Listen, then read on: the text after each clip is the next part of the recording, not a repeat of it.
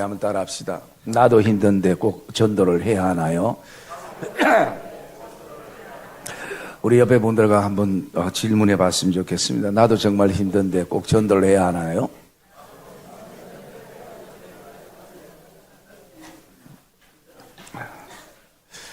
여러분들이 학교 다닐 때 어떤 과목을 가장 좋아하셨나요? 또 어떤 과목을 제일 잘하셨나요? 저는 생각해 보니까 초등학교 때에 체육을 굉장히 좋아했던 것 같아요. 그래서 오래 달리기도 반 대표로 나가고, 오래 달리기가 그 당시 우리 용산 초등학교 보면 한 200m에서 한 5바퀴 이렇게 도는데, 그때가 제가 5학년인가 6학년인데 아마 조연자 권사님이 24인가 3세에 처음 부임해가지고 이 용산 초등학교에 와가지고 또 같이 신앙생활에 이제는 같이 늙어가네요 보니까. 그러면서 우리 중학교 때에는 또 체력장이 있었는데, 체력장도 제가 100m 뿐만 아니라 오래 달리기 1000m도 참 잘했던 것 같아요. 축구도 뭐 잘하지는 않지만 굉장히 좋아했던 것 같고. 그런데 나머지 과목들은 다 제로예요. 좋아하는 과목도 없고 또 마음 가는 과목도 없고. 그래서 제가 생각해 보니까 내가 좋아한다는 것은 잘하는 것이고 잘한다는 것은 좋아하는 것이에요. 그런데 다른 과목을 공부할 때마다 제 마음속에 어떤 생각이 들어요. 힘들어 죽겠는데 이거 꼭 굳이 해야 되나? 인생 살아가는데 이 과목들이 꼭 필요하나? 여러 가지 어떤 핑계거리들이 내 마음속에 이렇게 들어올 때가 있습니다. 여러분, 전도라는 것도 이렇게 생각해 보면요, 우리의 신앙에 여러 가지 과목들이 있어요. 기도란 과목도 있고, 말씀이란 과목도 있고, 섬김이란 과목도 있고, 또 나가서 뭐 가르치고 배우는 과목도 있는데, 이 전도라는 과목이 우리에게 참 부담이 될 때가 많아요. 그래서 이 전도주의 다 돼가면요, 사람들은 이 3가지 마음을 가집니다. 첫째는 이번이 기회니까 내가 그동안 전도에 대한 마음은 있지만 결단을 못했으니까 이번에 뭔가 해보자라는 한 부류가 있고요. 두 번째 부류는 또 목사님 해마다 뭐 한 번, 2번 하는 거 일단 4월달만 넘기자. 눈 꽉 감고 모른 척하고 기다고 4월달만 넘기자.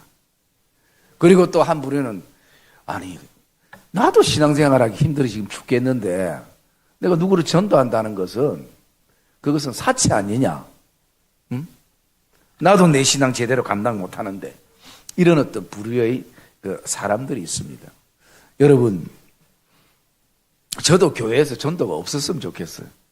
왜냐하면 사실 목사 한 명이 성도 수를 감당할 때에 100명이면 어쩌면 그나마 최선을 다해서 감당할 수 있는 숫자입니다. 100명 넘으면 사실은 감당이 잘 안 돼요. 그래서 큰 교회는 성도는 목사라도 목사가 성도를 모르는 교회도 많아요. 그런데 한 100명 정도 되고 이 정도 신앙생활 오래 같이 하면 자녀들도 알고 형편과 상황도 알기 때문에 그냥 딱 우리 교회들이 딱 좋잖아요. 그런데 이건 전적 제 생각이고 더 중요한 것은 하나님의 생각이겠죠. 여러분들이 어떻게 신앙생활 하는지 몰라도 어쩌면 여러분들 전도한 분이 계실 거예요. 저는 개인적으로 다 누구인지는 알 수 없지만 그분을 생각해 보면 그분도 아마 어쩌면 가장 힘들 때에 나에게 복음을 전했던 사람일 수도 있습니다. 그런 어떤 모습들을 우리가 생각해 볼 때에 좀 나도 힘들지만 전도가 필요한 부분이 아닐까라는 생각을 이렇게 가져보기도 합니다. 며칠 전에 우리 기독교와 관련된 언론 단체에서 이 부산 지역의 교회 숫자를 현황을 파악했어요. 이제 자료가 저한테 와서 저도 이렇게 관심을 가지고 이렇게 봤는데 저는 이 부산 지역에 교회가 많은 줄 알았어요.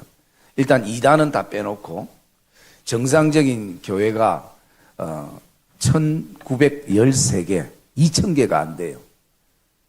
1900개 정도밖에 이 교회가 안 된다는 거예요. 그래서 이 구마다 이렇게 보면 어디가 제일 많은가 보니까 의외로 해운대구가 212개로 제일 많이 있고요. 또 영도 쪽은 몇 개인가? 68개가 있고요. 제일 작은 데가 의외로 중구입니다. 중구에서 오신 분 계셔요? 중구가 28개밖에 안 돼요. 중구가 지역이 굉장히 넓은 것 같은데 여러분 혹시 개척하려면 중구 가서 개척하시면 괜찮을 것 같아요. 그러면 우리 남구는 몇 개인가? 남구는 137개. 제 밤새도록 지금 외웠습니다. 그러면 우리가 관심 가지는 용호동은 몇 개인가? 우리가 살고 있는 이 용호동은. 제가 그 코로나 전까지 이렇게 귓소문으로 들려지는 게 용호동 이 교회가 크든 작든 70개에서 80개 있다고 제가 들었거든요. 그런데 이번에 그 통계를 가져보니까 용호동의 교회가 37개라는 것이. 여러분, 반으로 줄어버렸어요. 여러분, 교회가 준다는 것은 성도가 준 것이죠. 여러분, 이 정도 되면 우리가 전도해야 될 이유가 있지 않을까요? 내가 아무리 힘들고 어려워도 복음을 전하고 또 복음과 함께 될 이유가 있지 않을까요? 여러분, 그렇게 전도를 많이 하고 복음을 잘 전했던 사도 바울도 힘들 때가 있었나 봐요.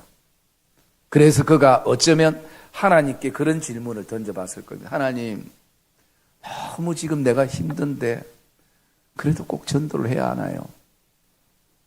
그러면서 이 고린도전서의 편지를 쓰면서 내가 힘들어 죽어도 전도를 해야 되는 그 몇 가지 내용을 바울이 지금 이 본문에 우리에게 말씀해 주고 있는 것입니다. 왜 나는 힘든데 이 과목을 내가 이수해야 되는가? 바울이 첫 번째로 그 이유에 대해서 16절에 말해주고 있습니다. 16절 한번 읽읍시다. 16절 시작. 복음을 전할지라도 자랑할 것이 없음은 내가 부득불할 일임이라. 만일 복음을 전하지 아니하면 내게 화가 있을 것이로다. 예, 여러분, 부득불 자기의 할 일이라는 것이 내 마음에 들어서 하는 것이 아니라 들지 않아도 이것은 하나님이 원하시기 때문에 해야 된다는 것이. 여러분, 이 부득불이라는 이 원어적인 뜻을 보면요, 강요, 압박 이런 의미가 있습니다. 그러면 사도 바울이 지금 누구로부터 강요를 받고 압박을 받는가? 그 당시에 어쩌면 제도적으로 사울을 압박하고 강요하는 사람은 교회는 없습니다. 이것은 성령이 그 안에 역사했어서 지금 성령께서 압박하시고 성령께서 바울에게 오늘도 강요하시는 것이. 그러니까 부득불인 것이. 그런데 이 성령의 압박과 강요는요, 나중에 시간 지나 보니까 하나님의 섭리가 그 안에 있더라는 것입니다. 그래서 사도 바울은 오늘 고백합니다. 내가 복음을 전하지 아니하면 나에게 화가 있을 것이로다. 여러분, 오늘 저와 여러분들이 복음을 전하지 않아도 화가 있나요? 화를 경험한 사람들이 있나요? 여기에 이 사도 바울의 고백은 그의 각오를 말해주는 것입니다. 그리고 또 두 번째는요, 어떻게 바라보면 화라는 것은 직접 어떤 당하는 화가 아니라 내가 그 순간에 전하지 못함을 통해서 후회가 될 수가 있다는 것이. 내가 그 순간을 놓침을 통하여서. 그래서 여기에는 단순하게 사람을 전도하는 전도라 말하지 않고 폭넓게 내가 복음을 전하지 아니하면 라는 것입니다. 그래서 여러분, 이 4월달 한 달 넘긴다고 끝나는 게 아니에요. 내 신앙의 여정 속에 복음과 함께 하는가, 복음과 함께 고난을 받는가. 여러분, 그게 우리에게 중요한, 이 전도 축제가 중요한 것이 아니라 바울은 그래서 오늘 뭐라고 고백한, 내가 만일 복음을 전하지 아니하며 라고 말씀하는 거예요. 그래서 나도 힘들지만 부득불 복음을 전해야 된다는 것이. 두 번째 한번 볼까요? 두 번째는 17절 말씀에 있습니다. 17절 시작. 내가 내 자유로 이것을 행하면 상을 얻으려니와 내가 자유로 아니한다 할지라도 나는 사명을 받았노라. 예. 두 번째는요, 내가 힘들어도 복음을 전하고 전도해야 될 것은 사명이라는 것이. 이 얘기는 뭐냐면요, 내가 예수를 믿으면서 우리에게는 또 다른 사명이 생겼다는 거죠. 세상 사람들처럼 이 땅이 전부인 것처럼 내가 성장하고 배우고 직장 가고 결혼하고 애 놓고 늙고 손자 손녀 보다가 끝나는 것이 아니라 여기에는 내가 사는 이유, 목적. 내가 이미 구원받았는데 하나님이 왜 이 고통의 이 세상 속에, 어려움의 이 세상 속에 나를 남겨두었는가에 대한 사명인 것이. 사도 바울은 전도를 통해서 힘들 때마다 그가 뭘 생각했는가? 나는 사명자라는 것이, 소명자라는 것이. 그래서 이것은 내가 상을 받고 안 받고가 문제가 아니라 하나님이 나를 이런 소명자로, 복음의 나팔로, 파수꾼으로, 그리스도의 향기로, 편지로 나를 세우셨구나 라는 그 사명 때문이라는 것이죠. 세 번째 한번 볼까요? 세 번째 19절 말씀 같이 읽읍시다. 시작. 자유로운 나 스스로 모든 사람에게 종이 된 것은 더 많은 사람을 얻고자 함이라. 예, 더 많은 사람을 얻고자 함이라 고백합니다. 여러분, 이것은 단지 사도 바울이 교회를 크게 세우고 성도들을 왕창 모아서 내 능력이 이 정도다, 내 목회의 어떤 힘이 이 정도다라는 걸 보여주고 싶다라는 의미가 아닌 것입니다. 더 많은 사람을 얻고자 한다는 것은요, 하나님이 누구를 준비해 놓으신지 바울은 알지 못하기 때문에 한 사람이라도 더 놓치지 않고 더 많은 사람을 얻고자 해서 그가 복음을 위해 살아가고 있다는 것이. 또 한 가지 이유를 보면 22절 말씀에 나옵니다. 22절 말씀 읽읍시다. 시작. 저들에게 내가 약한 자와 같이 된 것은 약한 자들을 얻고자 함이요 내가 여러 사람에게 여러 모습이 된 것은 아무쪼록 몇 사람이라도 구원하고자 함이니. 네. 나도 힘들지만 꼭 전도를 해야 되는 이유는요, 구원과 관련이 있기 때문인 것이. 전도를 했을 때에 그 전도는 그 사람의 영생의 문제고, 그리고 영원한 천국의 문제가 거기에 있기 때문인 것이. 여러분, 우리의 믿음의 결국은 뭡니까? 구원인 것이. 그래서 여러분, 그 사람들에게 내가 뭔가 인생의 한계를 주는 것으로 끝나는 것이 아니라 전도는, 복음은 곧 구원과 연결이 됐다는 것입니다. 그래서 바울은 힘들어도 전도하고 복음을 전한다라는 것입니다. 우리 또 마지막 한 가지를 보면요, 23절 말씀 봅시다. 23절 말씀 시작. 내가 복음을 위하여 모든 것을 행함은 복음에 참여하고자 함이라. 예. 사도 바울은 복음에 내가 참여하는 것이라는 것입니다. 내가 복음을 위해 살고, 그리고 또 내가 행하는 모든 것은 다 포커스가 어디에 맞췄는가? 복음에 맞춰졌다는 것이. 복음은 뭘 말합니까? 기쁜 소식을 말하는 것입니다. 이것은 다른 말로 말하면 나는 그 은혜에 참여하고 싶다는 것입니다. 그 은혜가 어떤 은혜인지, 여러분, 전도의 그 은혜는 하신 분만이 알 수 있는 것일 수 있는 것입니다. 그래서 바울은 이 5가지 때문에 나는 힘들어도 전도할 수밖에 없고 복음을 위해 살아갈 수밖에 없다는 것입니다. 그러면 오늘 우리에게도 이것이 다시 한번 각인되었으면 좋겠다라는 생각을 가지면서요, 그러면 우리가 현실에 썼을 때에 전도의 장애물이 뭔가, 그것을 먼저 묵상하고, 또 두 번째는 정말 전도가 되려면 어떤 마음과 또 우리의 모습이 있어야 되는가, 이것을 우리가 묵상을 좀 하려고 합니다. 여러분, 전도에는 반드시 장애물이 있습니다. 오늘 12절 말씀 한번 읽읍시다. 12절 말씀 시작. 너에게 이런 권리를 가졌거든 하물며 우리일까 보냐. 그러나 우리가 이 권리를 쓰지 아니하고 범사에 참는 것은 그리스도의 복음에 아무 장애가 없게 하려 함이로다. 예. 그러니까 범사에 참는 것은 그리스도의 복음에 아무 장애가 없게 하려 한다라는 얘기는 사도 바울도 역시 복음을 전하고 전도할 때에 장애가 있었다는 거죠. 그래서 내가 그 장애가 우리의 현실적인 교회 안에, 성도들 안에 뭔가 그것을 묵상해 봤습니다. 첫 번째는 뭐냐면요, 다친 내 생각입니다. 내 생각이 다치면 이게 가장 큰 복음에 대한 장애인 것이. 그럼 내 생각이 다쳤다라는 건 뭘 말하는가? 이 사람이 예수 믿을지 안 믿을지를 하나님이 결정하는 게 아니라 내가 결정한다는 것이. 그래서 이 사람은 집이 잘 사니까 예수 안 믿을 거야. 이 사람은 많이 배웠기 때문에 안 믿을 거야. 이 사람은 건강하기 때문에 안 믿을 거야. 내가 볼 때 이 집은 아무 문제 없어 보이기 때문에 이 집은 안 믿을 거야. 그런데 여러분, 돌아보면요, 부자도 예수 믿는 사람들 많습니다. 많이 배운 사람도 예수 믿는 사람들 많아요.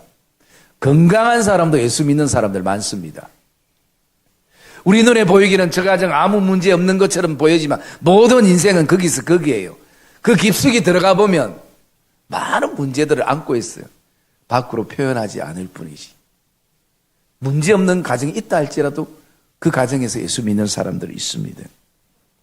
여러분, 오늘 우리의 다친 생각은 뭐냐? 하나님이 결정해야 될 것을 내가 다 내 눈의 생각으로 결정하고 정리한다는 것이. 그래서 우리는 그 생각을 먼저 열어야 되는 것이. 그리고 또 두 번째는요, 내가 안 한 게 아니라 해봐도 안 되더라라는 것입니다. 해봐도 안 되더라. 그래서 거기에는 뭐가 있느냐? 포기한 상태가 있는 것이. 남편을 향해, 아내를 향해, 자녀를 향해, 형제 자매와 친척들을 향해 내가 안 한 게 아니고 했는데도 안 되더라 라는 포기인 것이. 여러분, 예수 그리스도는 십자가상에서 그 백성들을 포기하지 않았습니다. 예수님은 십자가상에서 우리도 포기하지 않았습니다. 여러분, 우리 눈에 보이고 내 귀로 듣고 그게 전부가 아닌 것입니다. 하나님은 어떻게 역사할지 모르는 것이. 그리고 세 번째 장애물이 뭐냐면요, 자존심입니다. 내가 굳이 욕 들어가면서 저 사람 인상 쓰는 거 보면서 내가 먹고 살기 위해 한 개 팔기 위해서는 자존심도 좀 버릴 수 있는데 그냥 복음 전하는 거, 이 귀한 것을 전하면서도 내가 저 사람에게 괜히 나는 이 자존심이 우리에게 있는 거예요. 그래서 그 자존심이 있기 때문에 우리가 이게 어쩌면 이 전도에 커다란 장애가 될 수 있는 거죠. 그리고 또 한 가지는 뭐가 있냐면요, 내가 전도에서 교회만 한번 데리고 오면 끝나면 괜찮은데 이게 한번 데리고 오는 거로 끝나는 게 아니라는 거지. 뭐가 거기에 뒤에 들어갑니까? 양육전에 관리가 들어가야 되는 거죠. 그래서 여러분, 어떤 이제 새 가족을 한 명 데리고 왔는데, 새 가족을 데리고 오니까 자기 딴에 최선을 다해서 데리고 왔는데 이분이 열심히 잘 나오면 되는데 빠지는 주의 더 많거든요.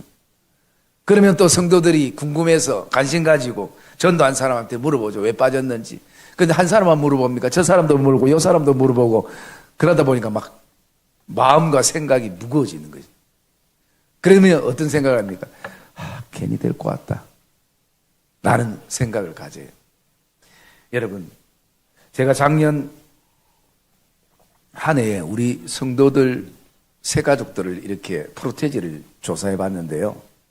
조사까지는 생각해 봤는데, 이사 와서 또는 믿다가 낙심해서 이 기본적으로 신앙이 있던 분들은요, 원래 이렇게 보니까 정착률이 100%예요. 그런데 이제 정말 애기 같은 초신자들은 제가 프로테지 보니까요, 20%.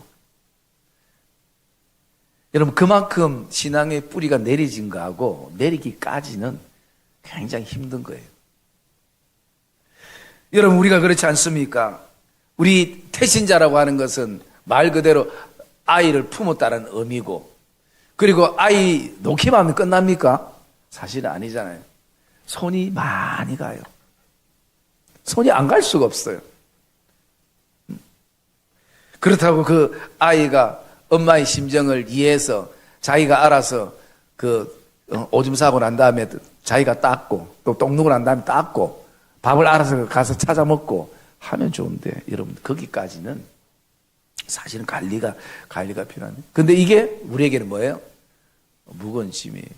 그런데 여러분, 물론 그 마음 알지만 더 중요한 것은, 그래서 한 영혼이 믿음 안에서 성장하는, 마치 남자분들은 잘 모르지만 여자분들은 그 해산의 고통과 그 출산의 고통이 얼마나 고통스럽습니까?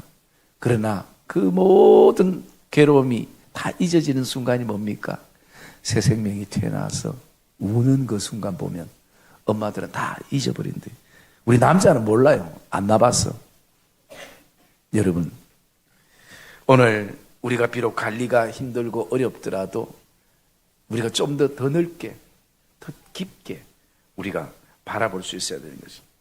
이런 어떤 장애물들을 우리가 넘어야 됩니다. 여러분, 사도 바울도 그냥 한 명 한 명 전도돼서 교회 세우고 있겠습니까? 얼마나 많은 갈등과 고민이 그에게 있었습니까? 우리가 사도 바울의 편지를 통해서 너무 잘 알잖아요. 교회만 세워놓으면 교인들이 막 모여지고, 교인들이 막 은혜 충만하고, 서로 사랑이 넘치고, 기쁨이 넘치고, 이러면 얼마나 좋겠습니까? 죄인들이 모인 곳이 그렇지 않더라는 거예요. 늘 여기 문제 터지고, 이 교회 문제 터지고, 저 교회 문제 터지고, 저 가정 문제 터지고. 그러면서 바울이 그것을 뭐 했습니까? 관리했다는 거죠. 그 영혼을 보고 크기를 본 것이 아니라. 저와 여러분 안에도 이 전도 축제를 앞두고 내 안에 환경적인 또 사람적인 장애물을 뛰어넘기를 주의 이름으로 축복합니다.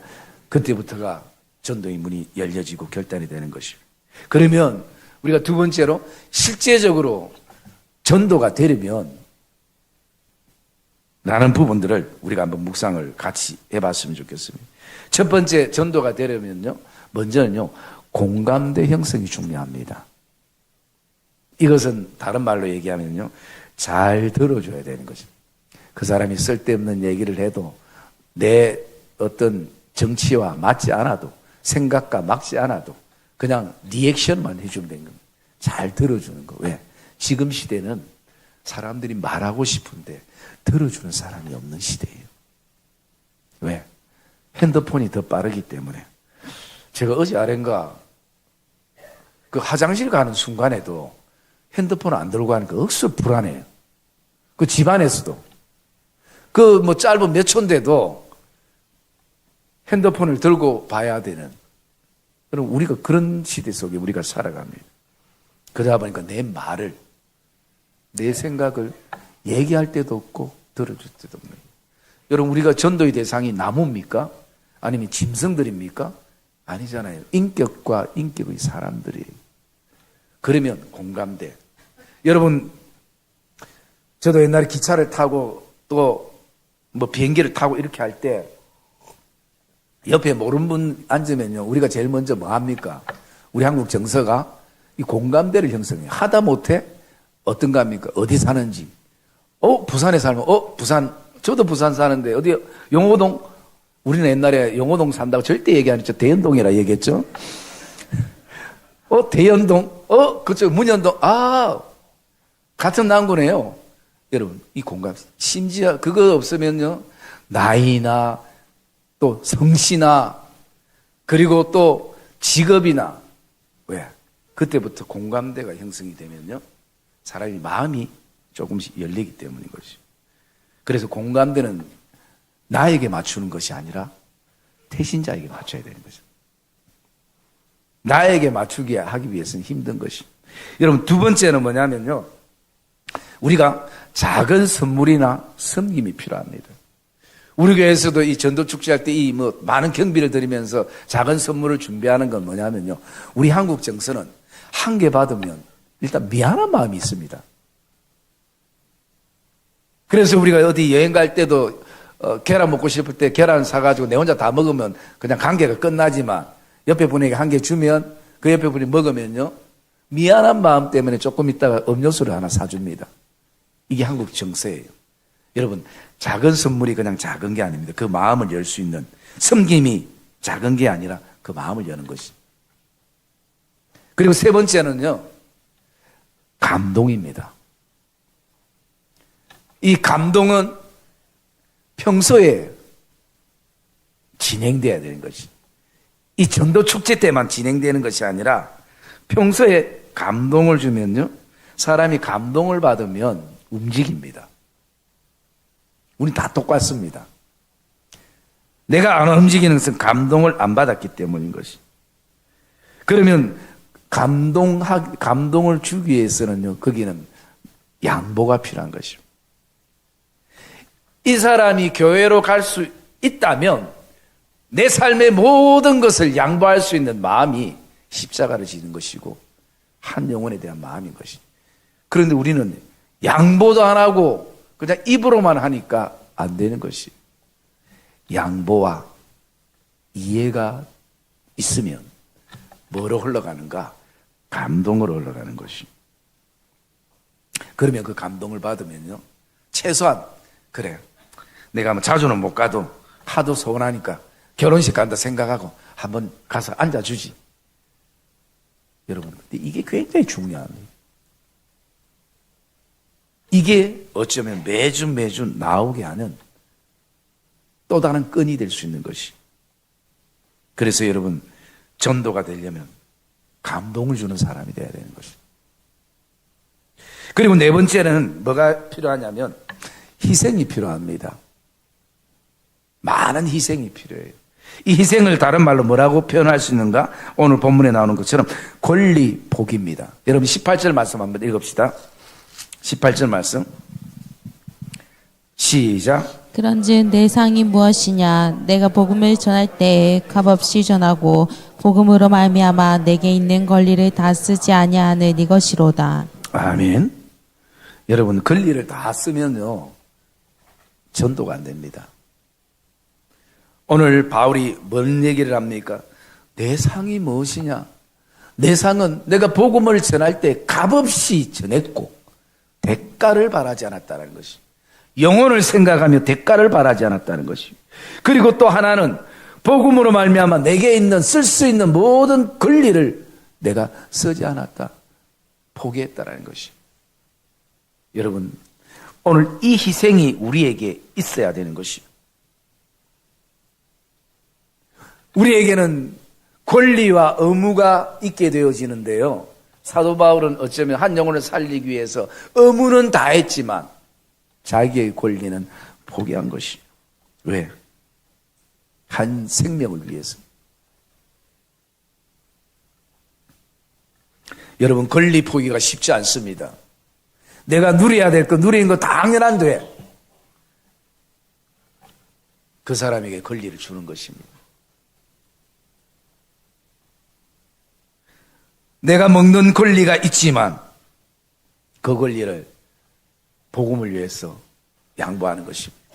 내가 말할 권리가 있지만 양보하는 것입니다. 그게 희생인 것이. 무엇을 우리는 봐야 되는가? 한 생명을 우리가 봐야 되는 것입니다. 그리고 마지막 한 가지 뭐냐면요, 지금이 기회라는 생각을 늘 가져야 되는 것입니다. 좀 이따 영상을 우리가 짧은 걸 하나 보겠습니다만 동일한 것인데, 오늘 지금이 이 기회를 놓치면 우리는 후회하게 되는 것입니다. 그래서 우리가 자는 전도서 3장 1절에는 모든 것이 범사에 때가 있고 기한이 있다라고 얘기하는 것입니다. 울 때가 있고 기뻐할 때가 있고 심을 때가 있고 뽑을 때가 있고. 그런데 이걸 기회라고 생각하지 않으면 반대로 쓰는 것이. 심어야 될 때 뽑으려고, 뽑아야 될 때 심으려고 하고, 울어야 될 때 웃고 웃어야 될 때 우는. 그래서 여러분, 이 때를 우리가 중요시하고 그 때를 잘 파악할 수 있어야 되는 것입니다. 사랑의 믿음의 성도님들, 이 전도에 대한 부분은 저도 부담되고 여러분도 부담될 것입니다. 그러나 이게 오늘 이 말씀이 저와 여러분 안에 단순한 환경과 육신적인 부담이 아니라 오늘도 거룩한 하나님의 부담이 되어지기를 주님의 이름으로 축복합니다. 그래서 나도 힘든데 꼭 전도를 해야 되나 복음을 전해야 되나 거기에는 힘들어도 해야 합니다. 이게 결론이 되기를 주의 이름으로 축복합니다. 우리 영상 잠깐 한번 보겠습니다. 이런 상태라면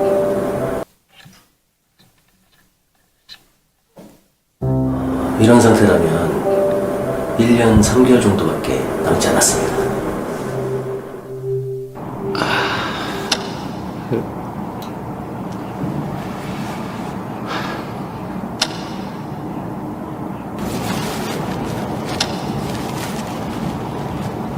이거 아직 뭐 해야 될 게 많은데 이게 이제 다 물거품이 되는가.